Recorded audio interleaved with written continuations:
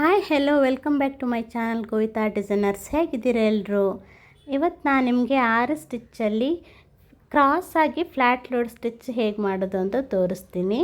Loading stitch ಕ್ರಾಸಲ್ಲಿ ಹೇಗೆ ಮಾಡೋದು ಅಂತ ತೋರಿಸ್ತಾ ಇದ್ದೀನಿ. ಅದಕ್ಕಿಂತ ಮುಂಚೆ ಯಾರೆಲ್ಲ ನನ್ನ ಚಾನಲ್ನ ಫಸ್ಟ್ ಟೈಮ್ ನೋಡ್ತಾ ಇದ್ದೀರಾ ದಯವಿಟ್ಟು ಸಬ್ಸ್ಕ್ರೈಬ್ ಮಾಡ್ಕೊಂಡು ನೋಡಿ, ಹಾಗೆ ಸಪೋರ್ಟ್ ಮಾಡಿ. ನನ್ನ ಚಾನಲಲ್ಲಿ ನಾನು ಫ್ರೀ ಆರಿ ಎಂಬ್ರಾಯ್ಡ್ರಿ ಕ್ಲಾಸಸ್ನ ಕೊಡ್ತಾ ಇದ್ದೀನಿ.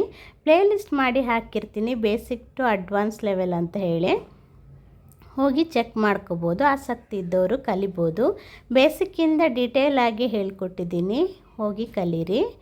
ನೋಡಿ, ನಾನು ಸ್ಟಿಚ್ಚನ್ನು ಸ್ಟಾರ್ಟ್ ಮಾಡೋಕ್ಕಿಂತ ಮುಂಚೆ ಯಾವಾಗಲೂ ಡಯಾಗ್ರಾಮ್ ಹಾಕ್ತೀನಲ್ವ, ಹಾಗೆ ಈ ಥರ ಡಯಾಗ್ರಾಮ್ ಹಾಕ್ಕೊಂಡಿದ್ದೀನಿ. ಆ ಕಡೆ ಒಂದು ಬಾಕ್ಸ್ ಅಂದರೆ ಲೆಂತಿಯಾಗಿ ಈ ಥರ ಒಂದು ಗೆರೆ ಹಾಕ್ಕೊಳ್ಳಿ. ಈ ಥರ ಗೆರೆ ಹಾಕ್ಕೊಂಡ ನಂತರ ಕ್ರಾಸಾಗಿ ಸ್ಟಿಚ್ ಹಾಕೋದು.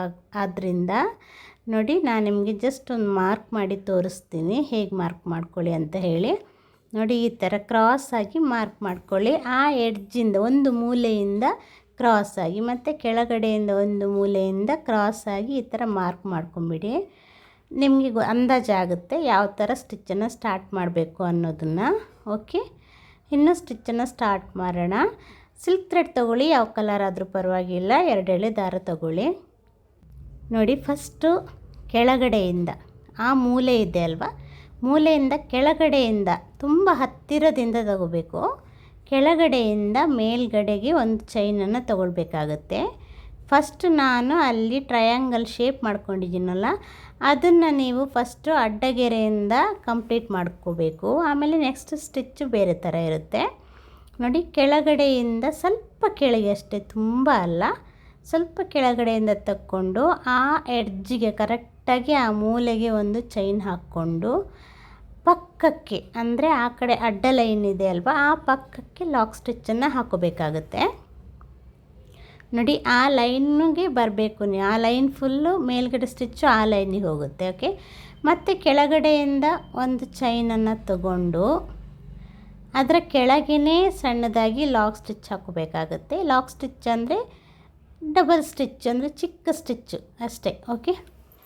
ಅಲ್ಲೊಂದು ಸಣ್ಣದಾಗಿ ಸ್ಟಿಚ್ ಅಂದರೆ ಚೈನ್ ಹಾಕ್ಕೊಳ್ಳಿ. ಹಾಗೆ ಅಡ್ಡಗೆರೆಗೆ ಮೇಲೆ ತಗೊಂಡು ಹೋಗಿ ಆ ಕಡೆಯಿಂದ ಪಕ್ಕಕ್ಕೆ ಚೈನ್ ಹಾಕ್ಕೊಳ್ಳಿ. ನೋಡಿ, ರೈಟ್ ಸೈಡಿಗೆ ಸ್ಟಿಚ್ ಹಾಕ್ಕೋಬೇಕು. ಇಲ್ಲಿ ನೀವು ಡೌನ್ ತಗೊಳ್ಳುವಾಗ ಕೆಳಗಡೆ ಹಾಕ್ಕೊಳ್ತೀರಲ್ವ, ಅಲ್ಲಿ ಮೇಲಿಗೆ ಹೋಗುವಾಗ ರೈಟ್ ಸೈಡಿಗೆ ಫಿಲ್ಲಿಂಗು. ಒಟ್ಟಿನಲ್ಲಿ ನಿಮ್ಮದು ಡೈಗ್ರಾಮಿಂದ ಹೊರಗಡೆ ಹೋಗಬಾರ್ದು ಫಿಲ್ಲಿಂಗ್. ನೋಡಿ, ಇನ್ನೊಂದು ಸತಿ ತೋರಿಸ್ತೀನಿ. ಕರೆಕ್ಟಾಗಿ ಮೇಲ್ಗಡೆ ತಗೊಂಡು ಪಕ್ಕಕ್ಕೆ ಒಂದು ಚಿಕ್ಕ ಚೈನ್ ತಗೋಬೇಕಾಗತ್ತೆ. ಪಕ್ಕದಲ್ಲೇ ಚಿಕ್ಕ ಚೈನು. ನೋಡಿ, ಚಿಕ್ಕ ಚೈನು ತಗೊಳ್ಳೋದು ಸ್ವಲ್ಪ ಕಷ್ಟ, ಆದರೂ ಪ್ರಾಕ್ಟೀಸ್ ಮಾಡ್ಕೊಳ್ಳಿ.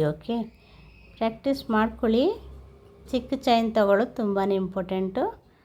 ನೋಡಿ, ಅದೇ ಥರನೇ ಸೇಮ್ ಮೆಥಡಲ್ಲೇ ಆ ಟ್ರಯಾಂಗಲ್ ಫುಲ್ಲು ಕಂಪ್ಲೀಟ್ ಮಾಡ್ಕೊಳ್ಳಿ. ಟ್ರಯಾಂಗಲ್ ಮಾಡಿದ್ದೀನಲ್ಲ ಶೇಪು, ಅದೆಷ್ಟು ಈ ಥರನೇ ಹಾಕ್ಕೊಂಡು ನೀವು ಕಂಪ್ಲೀಟ್ ಮಾಡ್ಕೋಬೇಕಾಗತ್ತೆ. ಕೆಳಗಡೆ ಲೈನಿಗೆ ಬರುವಾಗ ಚೈನು ಕೆಳಗಡೆ ಲಾಕ್ ಸ್ಟಿಚ್ ಹಾಕಬೇಕು. ಮೇಲ್ಗಡೆ ಲೈನಿಗೆ ಹೋಗುವಾಗ ರೈಟ್ ಸೈಡಿಗೆ, ಅಂದರೆ ಪಕ್ಕಕ್ಕೆ ಲಾಕ್ ಸ್ಟಿಚ್ ಹಾಕಬೇಕು. ನೋಡಿ, ತೋರಿಸ್ತಾ ಇದ್ದೀನಲ್ಲೋ, ಸೇಮ್ ಇದೇ ಥರ ಫುಲ್ಲು ಆ ಟ್ರಯಾಂಗಲ್, ಅಂದರೆ ಆ ಮೂಲೆಗೆ ಬರೋವರೆಗೂ, ಅಂದರೆ ಈ ಕಡೆ ಮೂಲೆ ಅಲ್ಲ, ಮೇಲ್ಗಡೆ ರೈಟ್ ಸೈಡಿನ ಮೂಲೆ ಇದೆ ಅಲ್ವಾ, ಆ ಮೂಲೆವರೆಗೂ ಹೋಗೋವರೆಗೂ ನೀವು ಇದೇ ಥರನೇ ಹಾಕೋಬೇಕು. ನೋಡಿ, ಸೇಮ್ ತೋರಿಸ್ತಾ ಬರ್ತೀನಿ. ನೋಡಿ, ಇದೇ ಥರನೇ ಸೇಮ್ ಕೆಳಗಡೆ ಲಾಕ್ ಸ್ಟಿಚ್ ಹಾಕ್ಬಿಟ್ಟು ಮತ್ತೆ ಚೈನ್ನ ಮೇಲ್ಗಡೆ ತಗೊಂಡೋಗಿ ರೈಟ್ ಸೈಡಿಗೆ ಲಾಕ್ ಸ್ಟಿಚ್ ಹಾಕಿ ಆಮೇಲೆ ನೀವು ಕೆಳಗಡೆ ತರಬೇಕು. ಈಗ ನಿಮ್ಮದು ಅಲ್ಲಿ ಎಂಡ್ ಆಯ್ತಲ್ವ, ಈಗ ಯಾವ ರೀತಿ ಸ್ಟಾರ್ಟ್ ಮಾಡಬೇಕು ಅಂತ ತೋರಿಸ್ತೀನಿ. ಈಗ ನೀವೇನು ಮಾಡಬೇಕು ಅಂದರೆ ಕೆಳಗಡೆ ಲೈನ್ಸ್ ಇದು ಸೇಮ್ ಅದೇ ಥರ ಸ್ಟಿಚ್ ಇರುತ್ತೆ, ಏನು ವ್ಯತ್ಯಾಸ ಇರಲ್ಲ. ನೋಡಿ, ಮೇಲ್ಗಡೆ ಎಲ್ಲ ರೈಟ್ ಸೈಡಿಗೆ ಸ್ಟಿಚ್ ತಗೊಳ್ತಾ ಹೋದ್ರಿ, ಕೆಳಗಡೆ ಲಾಕ್ ಸ್ಟಿಚ್ ಹಾಕ್ತಾ ಬಂದ್ರಿ ಅಲ್ವಾ. ಈಗ ಹೇಗಿರುತ್ತೆ ಅಂತ ತೋರಿಸ್ತೀನಿ ನಾನು. ಕೆಳಗಡೆ ಲೈನಲ್ಲಿ ಕೆಳಗಡೆನೇ ಸ್ಟಿಚ್ ಹಾಕೋಬೇಕು. ಈ ಕಡೆ ಲೆಫ್ಟ್ ಸೈಡ್ ಲೈನಲ್ಲಿ ನೋಡಿ ಕೆಳಗಡೆ ಲಾಕ್ ಸ್ಟಿಚ್ ಹಾಕಿ ಈಗ ಏನು ಮಾಡಬೇಕು ಅಂದರೆ ಆ ಲೈನಿಗೆ ಕರೆಕ್ಟ್ ಚೈನ್ ಹಾಕ್ಬಿಡಿ. ಲೈನಿಗಿಂತ ಸ್ವಲ್ಪ ಹಿಂದೆ ಚೈನ್ ಹಾಕಿಬಿಟ್ಟು ಕರೆಕ್ಟ್ ಲೈನ್ ಮೇಲೆ ಲಾಕ್ ಸ್ಟಿಚ್ಗಳು ಬರಬೇಕು. ಓಕೆ, ಆ ಕಡೆ ಸೈಡ್ ಲೈನ್ ಕಾಣ್ತಿದೆಯಲ್ಲ, ಫುಲ್ಲು ಲೈನ್ ಮೇಲೆ ಲಾಕ್ ಸ್ಟಿಚ್ಗಳು ಬರಬೇಕು. ಈ ದೊಡ್ಡ ಚೈನ್ ಇದೆಯಲ್ಲ, ಲೈನ್ಗಿಂತ ಸ್ವಲ್ಪ ಹಿಂದೆ ಬರಬೇಕು. ನೋಡಿ, ಲೈನ್ಗಿಂತ ಸ್ವಲ್ಪ ಒಂದು ಚೈನ್ ಹಾಕಿ ಕರೆಕ್ಟ್ ಲೈನ್ ಮೇಲೆ ಲಾಕ್ ಸ್ಟಿಚ್ ಹಾಕಿದಾಗ ಕರೆಕ್ಟ್ ಫಿನಿಶಿಂಗ್ ಬರುತ್ತೆ. ಫಿಲ್ಲಿಂಗ್ ಮೆಥಡ್ ನೋಡಿ ಹೇಗೆ ಬರ್ತಾ ಇದೆ ಅಂತ. ಕರೆಕ್ಟ್ ನೀವು ಒಂದು ಡಯಾಗ್ರಾಮ್ ಹಾಕಿದ್ದೀರಿ ಅಂದಮೇಲೆ ಆ ಡಯಾಗ್ರಾಮ್ ಒಳಗಡೆನೇ ಫಿಲ್ಲಿಂಗ್ ಬರಬೇಕಲ್ವಾ, ಅದಕ್ಕೋಸ್ಕರ ನೋಡಿ ಇದು ಮತ್ತೆ ಕ್ರಾಸ್ ಆಗಿ ನೀವು ಲೋಡ್ ಮಾಡೋದ್ರಿಂದ ಕ್ರಾಸ್ ಆಗಿಯೇ ಹೋಗಬೇಕು ಸ್ಟಿಚಸ್ ಎಲ್ಲ. ಓಕೆ, ನೋಡಿ ಈ ಥರ ಇಲ್ಲಿ ಲೆಫ್ಟಿಗೆ ಬರುವಾಗ, ಡೌನಿಗೆ ಬರುವಾಗ ಕೆಳಗಡೆ ಲಾಕ್ ಸ್ಟಿಚ್ ಇರಬೇಕು. ಮೇಲ್ಗಡೆ ಹೋಗುವಾಗ ಲೈನಿಗಿಂತ ಹಿಂದೆ ನೀವು ಚೈನನ್ನು ಹಾಕಿ ಲೈನ್ ಮೇಲೆ ಚಿಕ್ಕ ಚೈನ್ ಅಂದರೆ ಲಾಕ್ ಸ್ಟಿಚ್ಚನ್ನು ಹಾಕ್ಕೊಳ್ತಾ ಬರಬೇಕಾಗತ್ತೆ. ನೋಡಿ, ಸೇಮ್ ಇದೇ ಥರನೇ ಕಂಪ್ಲೀಟಾಗಿ ಎಂಡ್ವರೆಗೂ ಹಾಕ್ಕೊಳ್ತಾ ಹೋಗಿ. ಅರ್ಥ ಆಯ್ತಂತ ಅಂದ್ಕೊಂಡಿದ್ದೀನಿ, ಅದಕ್ಕೋಸ್ಕರ ಸ್ವಲ್ಪ ಫಾಸ್ಟ್ ಮಾಡಿದ್ದೀನಿ ನಾನು. ಇನ್ನು ಎಂಡಲ್ಲಿ ಯಾವ ರೀತಿ ಕಂಪ್ಲೀಟ್ ಮಾಡಬೇಕು ಸ್ಟಿಚ್ಚನ್ನು ಅನ್ನೋದನ್ನು ತೋರಿಸ್ತೀನಿ. ಓಕೆ, ಇದಕ್ಕೆ ಕ್ರಾಸು ಫ್ಲ್ಯಾಟ್ ಲೋಡ್ ಸ್ಟಿಚ್ ಅಂತ ಹೇಳ್ತಾರೆ.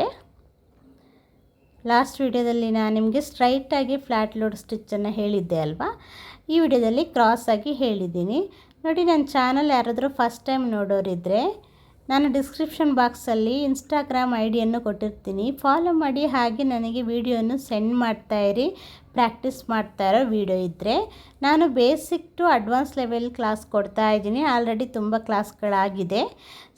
ಸ್ಟಾರ್ಟಿಂಗಿಂದ ಕಲಿಯೋರಿದ್ದರೆ ಸ್ಟಾರ್ಟಿಂಗಿಂದನೇ ಕಲ್ತ್ಕೊಂಡು ಬನ್ನಿ. ನಾನು ಯಾವುದೇ ಡೌಟ್ಸ್ ಇಲ್ಲದೆ ಇರೋ ಅಷ್ಟು ನೀಟಾಗಿ ಆಫ್ಲೈನ್ ಕ್ಲಾಸ್ ಅಗತ್ಯ ಇಲ್ಲದಿರೋ ಹಾಗೆ ಹೇಳ್ಕೊಟ್ಟಿದ್ದೀನಿ. ಆದರೂ ನಿಮಗೇನಾದರೂ ಡೌಟ್ಸ್ ಇದ್ದರೆ ನನಗೆ ಕಮೆಂಟ್ ಮಾಡಿ, ನಾನು ರಿಪ್ಲೈ ಮಾಡ್ತೀನಿ. ಓಕೆ, ಏನಾದರೂ ಅಗತ್ಯ ಇದ್ದರೆ ಕೂಡ ವಿಡಿಯೋಸು ಹೇಳಿ, ನಾನು ಆ ಕ್ಲಾಸನ್ನು ಹಾಕ್ತೀನಿ.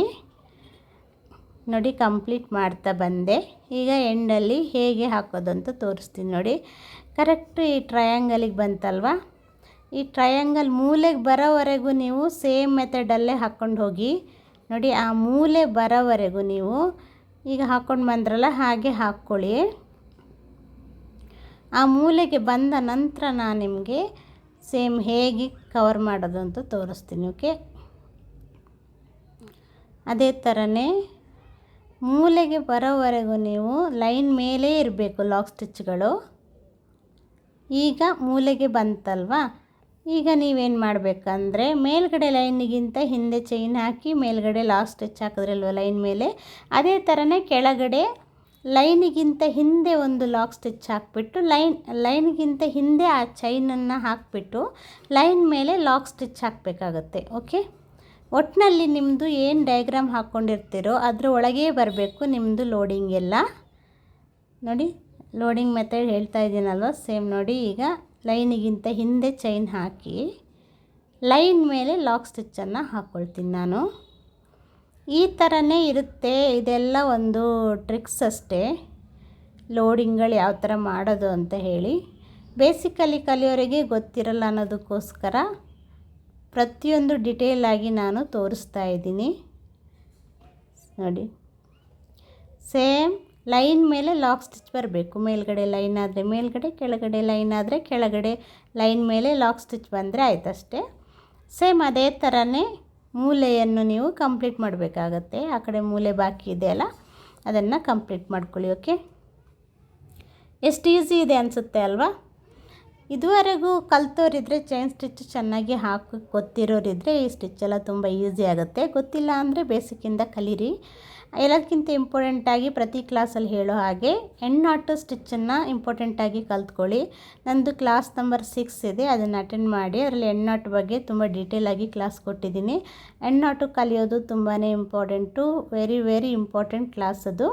ನೋಡಿ, ನಾನೀಗ ಹಾಕ್ತಿದ್ದೀನಲ್ವ ಎಂಡ್ ನಾಟು, ಅದು ನೀವು ಅದನ್ನು ಕಲ್ತ್ಕೋಬೇಕು ನೀಟಾಗಿ. ಓಕೆ, ಈ ಥರ ಏನಾದರೂ ಮೇಲ್ಗಡೆ ದಾರ ಉಳ್ಕೊಂಡ್ರೆ ಪಕ್ಕದಲ್ಲೇ ಸೂಜಿ ಚುಚ್ಚಿಬಿಟ್ಟು ಪಕ್ಕದಲ್ಲೇ ಕೆಳಗಡೆ ಎಳ್ಕೊಂಬಿಡಿ. ದಾರ ಉಳಿದೇ ಇರೋ ಹಾಗೆ ಕೂಡ ಹೇಗೆ ಹಾಕಬೇಕು ಅನ್ನೋದು ಕೂಡ ನಾನು ತೋರಿಸಿದ್ದೀನಿ. ಓಕೆ, ಈ ಥರ ಉಳ್ಕೊಂಡ್ರು ಕೂಡ ನೀವು ಈ ಥರ ಕೆಳಗೆ ಎಳ್ಕೊಬೋದು, ಏನು ತೊಂದರೆ ಇಲ್ಲ. ನೋಡಿ, ನಾನು ಕಂಪ್ಲೀಟ್ ಮಾಡಿದೆ ಸ್ಟಿಚ್ಚನ್ನು. ಇದೇ ಥರನೇ ಕರೆಕ್ಟಾಗಿ ಹೇಗೆ ಡೈಗ್ರಾಮ್ ಹಾಕಿದ್ದೀರೋ ಹಾಗೆ ಡೈಗ್ರಾಮನ್ನು ನೀವು ಕಂಪ್ಲೀಟ್ ಮಾಡಬೇಕಾಗುತ್ತೆ. ಇನ್ನು ನಾನು ರೌಂಡಲ್ಲಿ ಬೀಡ್ಸ್ ಹಾಕಿಬಿಟ್ಟು ತೋರಿಸ್ತೀನಿ ನೋಡಿ. ಇದು ಕ್ರಾಸಾಗಿ ಬಂದಿದೆ, ಕ್ರಾಸ್ ಫ್ಲ್ಯಾಟ್ ಲೋಡ್ ಸ್ಟಿಚ್ ಅಂತ ಹೇಳಿ ಇದಕ್ಕೆ. ಇನ್ನು ನೆಕ್ಸ್ಟ್ ಇದರಲ್ಲಿ ಬೇರೆ ಬೇರೆ ಟೈಪ್ ಇದೆ, double colour, triple colour, embossed ಅಂತೆಲ್ಲ ಹೇಳಿ ಅದೆಲ್ಲ 1 ಬೈ 1 ತೋರಿಸ್ತೀನಿ. ಯಾವ ಕ್ಲಾಸನ್ನು ಮಿಸ್ ಮಾಡಲ್ಲ. ನಾನು ಯಾಕೆ ಚಿಕ್ಕ ಚಿಕ್ಕ ವಿಷಯಗಳನ್ನ ತೋರಿಸ್ತಿದ್ದೀನಿ ಅಂದರೆ ನಿಮಗೆ ಆರಿ ವರ್ಕಲ್ಲಿ ಯಾವ ಒಂದು ಚಿಕ್ಕ ವಿಷಯ ಕೂಡ ಮಿಸ್ ಮಾಡ್ಕೋಬಾರ್ದು. ಆದ್ದರಿಂದ ಪ್ರತಿ ಚಿಕ್ಕ ವಿಷಯನೂ ಕೂಡ ನಿಮಗೆ ಗೊತ್ತಿರಲಿ ಅಂತ ನಾನು ಕ್ಲಾಸ್ ಕೊಡ್ತಾ ಇದ್ದೀನಿ. ಇದೇನಿದು ಸೇಮ್ ಕ್ಲಾಸಸ್ಸೇ ಕೊಡ್ತಾ ಇದ್ದಾರೆ ಅಂದ್ಕೊಬಿಡಿ. ಸಣ್ಣ ಸಣ್ಣ ವರ್ಕಲ್ಲಿ ಕೂಡ ಸಣ್ಣ ಸಣ್ಣ ಚೇಂಜಸ್ ಇರುತ್ತೆ, ಅದೆಲ್ಲ ನಿಮಗೆ ಗೊತ್ತಿರಬೇಕು. ನೀವು ಆಫ್ಲೈನ್ ಕ್ಲಾಸಲ್ಲಿ ಹೇಗೆ ಕಲಿತೀರೋ ಹಾಗೆಯೇ ಕಲ್ತ್ಕೊಂಬರಲಿ ಅನ್ನೋ ಕಾರಣಕ್ಕೆ ನಾನು ಪ್ರತಿಯೊಂದು ವಿಷಯನೂ ಮಿಸ್ ಮಾಡ್ದೇ ಹೇಳ್ಕೊಡ್ತಾ ಇದ್ದೀನಿ. ಬೇಸಿಕ್ಕಿಂದ ನೀವು ಕರೆಕ್ಟಾಗಿ ಕಲ್ತ್ಕೊಂಡು ಬಂದರೆ ಮತ್ತು ನೀವು ಅಡ್ವಾನ್ಸ್ ಲೆವೆಲ್ ಕಲಿಯೋಕ್ಕೆ ತುಂಬ ಈಸಿ ಆಗುತ್ತೆ. ನಾನು ಪ್ರತಿ ಚಿಕ್ಕ ವಿಷಯನೂ ನಿಮಗೆ ಹೇಳಬೇಕನ್ನೋ ಅಗತ್ಯ ಇರಲ್ಲ. ಓಕೆ, ಇನ್ನು ನಾನು ಬೀಡ್ಸ್ ಹಾಕಿ ತೋರಿಸ್ತೀನಿ. ಬೀಡ್ಸ್ ಹಾಕಿದ ನಂತರ ನೋಡಿ ಹೀಗೆ ಬರುತ್ತೆ. ಓಕೆ, ವಿಡಿಯೋನ ಒಂದು ಲೈಕ್ ಮಾಡೋದನ್ನು ಮರಿಬೇಡಿ, ಹಾಗೆ ಒಂದು ಕಮೆಂಟ್ ಮಾಡಿ. ನನಗೂ ಖುಷಿ ಆಗುತ್ತೆ ವಿಡಿಯೋ ಎಲ್ಲ ನೋಡ್ತಾ ಇದ್ದಾರೆ, ಇಷ್ಟಪಡ್ತಾ ಇದ್ದಾರೆ ಅಂತ ಹೇಳಿ. ಹಾಗೆ ನೀವು ಕೂಡ ಮನೆಯಲ್ಲಿ ಪ್ರಾಕ್ಟೀಸ್ ಮಾಡ್ತಾಯಿರಿ, ಒಂದು 2 ಅವರ್ ಆದರೂ ಪ್ರಾಕ್ಟೀಸ್ ಮಾಡಬೇಕು. ಓಕೆ, ಹಾಗೆ ನನ್ನ ವಿಡಿಯೋನ ಫ್ರೆಂಡ್ಸ್ ಆ್ಯಂಡ್ ಫ್ಯಾಮಿಲಿಗೆ ಶೇರ್ ಮಾಡಿ. Thank you, thanks for watching.